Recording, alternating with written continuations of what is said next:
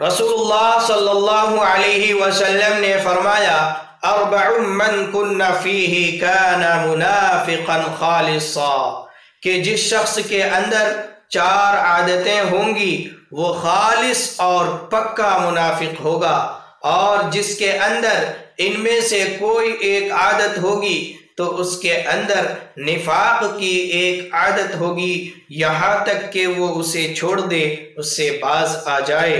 Number 1، اذا حدث کذب، کہ جب بات کرے تو جھوٹی بات کرے۔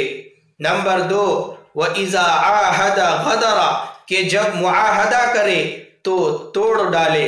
نمبر 3، وَإِذَا وَعَدَ أَخْلَفَ، کہ جب وعدہ کرے تو وعدہ کی خلاف ورزی کرے۔ نمبر 4، وَإِذَا خَاصَمَ فَجَرَ، کہ جب جھگڑا کرے تو گالی بکے۔ اللہ تعالی ہم سب کو نفاق اور نفاق کی عادتوں سے بچائے، آمین۔